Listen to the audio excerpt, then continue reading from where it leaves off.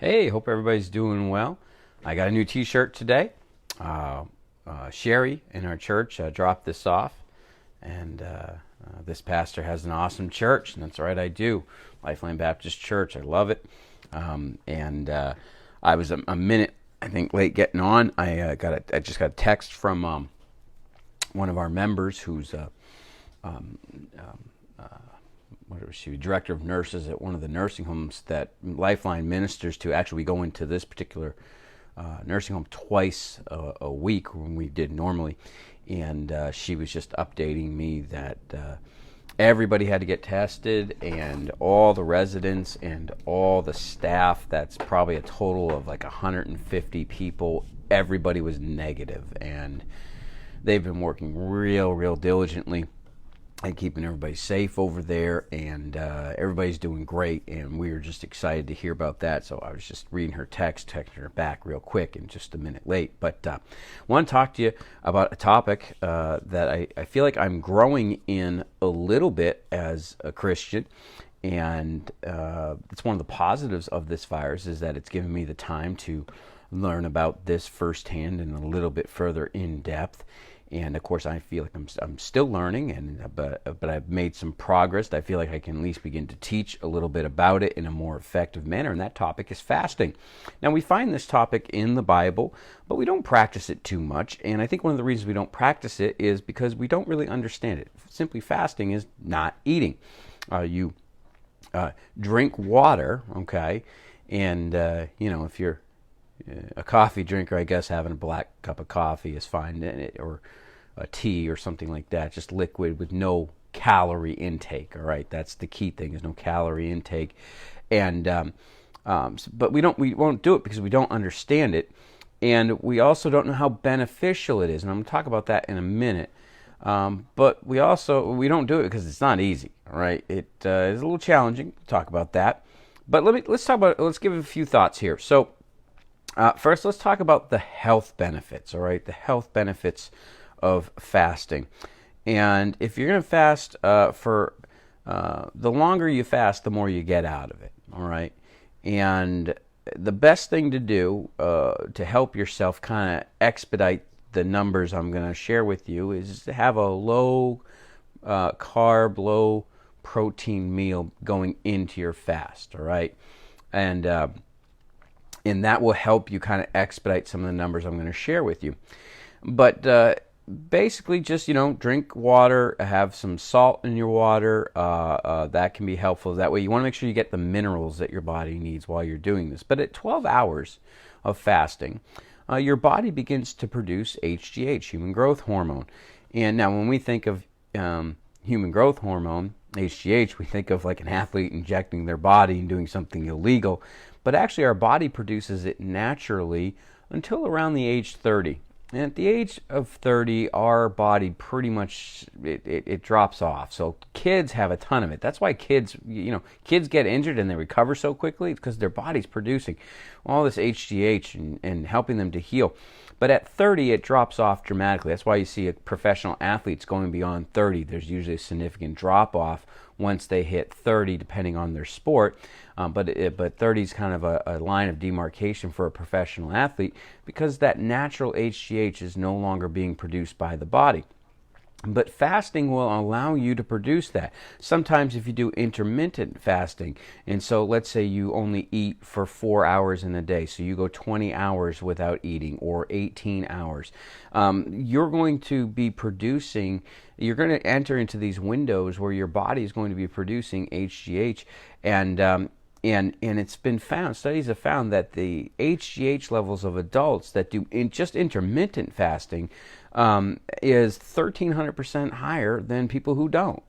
And so their bodies are recovering and healing, and they're having better overall health. Also, what interesting thing about HGH is that it burns fat. It slows the aging process and has many other health benefits as well.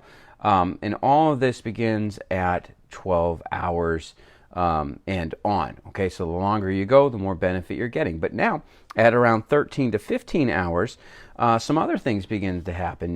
There's things called ketones in your body, and they begin to heal the body, and those are starting to be released, at 13 to 15 hours. Then around 17 hours of not eating, a thing called autophagy begins to happen, and that's where your body begins to detoxify itself, and all the toxins that are in your cells begin to get purged out at about 17 hours. That can last, the peak of that hits around 72 hours or 3 days of fasting, and it begins to taper off after that. But every time you go longer, it's helping you. So now at 24 hours, okay, so at 1 day of just drinking water, if you're going to have a cup of black coffee, that's fine. But at 24 hours, you're going to have intestinal stem regeneration. Anybody who has stomach issues, okay, try fasting.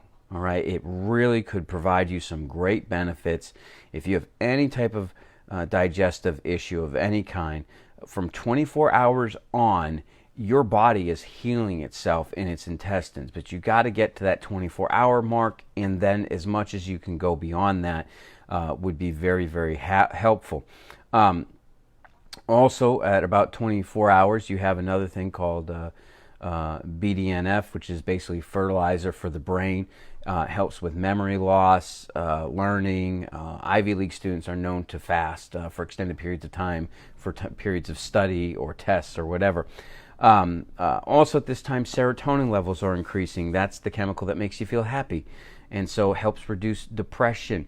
And also another thing that's very good about fasting is at this point, inflammation and blood pressure are decreasing. So if you have any type of inflammatory issue, arthritis, fibromyalgia, things like that, fasting for a day or longer, because you're only really people will fast for 24 hours, and that's what I've always historically done, is 24-hour fast. Well, when you're just starting to get to this, then you stop. So you're not really getting much of the benefit of what we're talking about this moment at a 24-hour fast.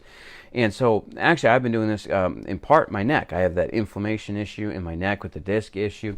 And so, I've been, for the last 3 weeks, I've been doing, starting, and I've played with it a little bit, but basically starting Sunday, Monday into Tuesday, I've been doing 48-hour fasts. Actually, this last week I did 50 hours without eating anything, and in efforts to try and continue to take care of my body. And there's a spiritual component that we'll talk about in a moment. But in that 36-hour to 48-hour window, now that's where you lose your weight. All right, if anybody is weight loss resistant, I mean, you just struggle to lose weight. Like, you try everything, you work out, you do this, you do that. This is going to force your body to begin to help you to lose weight. All right. It also will increase ketones. As the ketones increase, it'll produce another thing called GABA, which produces a calming effect upon you. And at this time, your neurons are regenerating in the brain. So now, that's to 2 days, 48 hours. Now, to a place I have not gone yet, and I strive to get there, and that is 72 hours, 3 days without eating anything. At this point, our immune system begins to improve. Old blood cells, old white blood cells that really are not working well any longer, they're actually recycled at this point. You say, well, why does it take all this? Because you got to understand something. When you eat, your body turns all its attention towards properly digesting and disseminating the nutrients of that food to your body, and so it's busy. And we're always eating. It's always doing that. And if we stop the food, then your body gets busy doing other things at certain points when it recognizes, hey, there's no food, I got nothing to do here, I'm going to go do something else. There's all that side work that you have to do at your job that you can't do when you're busy, and so you wait for the slow time to go do it, and that's kind of how the body is. That's how God made it, and you're not going to die, all right? You might not feel good, okay? We'll talk about that in a second. You're probably not going to feel good, but what's also interesting at 72 hours, and this is why I want to get here, is because it really begins to help with musculoskeletal issues, and that's with the herniated discs in my neck, and I really want to get there, and I'm trying to build up to that. And, I've gotten to 50 hours, so I'll get there. And, but there's a lot of physical benefits. However, there's also spiritual benefits. the Bible indicates that we should fast before any major decision. Over in Acts chapter 13, and I put in the wrong passage here. In Acts chapter 13, I won't be able to read the exact verse to you because I wrote it on my paper and I didn't write down the right one. But it's when when the Lord called Paul and Barnabas to the first missionary journey, Acts 13, verses 1 and 2. And it says in both verses, they prayed and fasted. They prayed and fasted before they went out.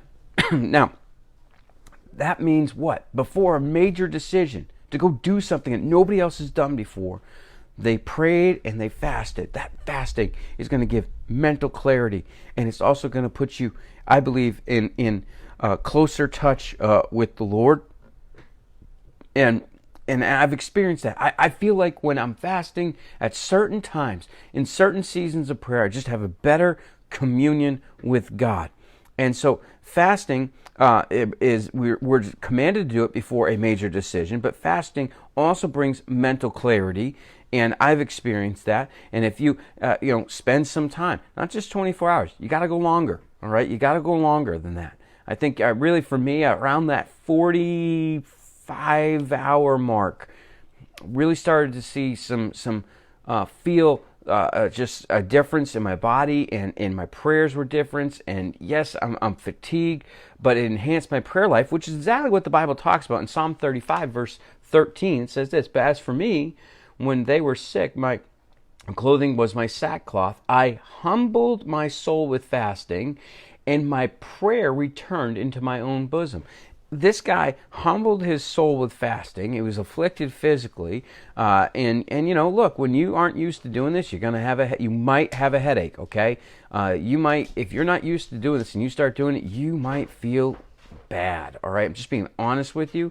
Take a nap. Okay, so one of the good things about this virus is that if you're home more than you normally are, you can do it. Take a nap. You'll be okay. You won't die. But it can help you in your prayer life. Fasting is also critical when we're facing certain spiritual challenges. In Matthew 17, verse 21, it says, "Howbeit this kind go not out but by prayer and fasting." There are certain challenges in the Christian life that you are not going to deal with successfully unless you incorporate prayer and fasting.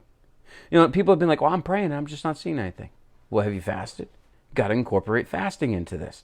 And so maybe, maybe we need to fast for 24 hours. Maybe we need to go for 48 hours. Maybe we need to go for 3 or 4 days. All right. And now we may say, well, that's it. That's just impossible. We'll talk about that more in a minute. All right. Now let me give you a spiritual warning. When Jesus fasted 40 days in the desert there, afterwards he was tempted. So the first person that communicated with him when fasting was Satan.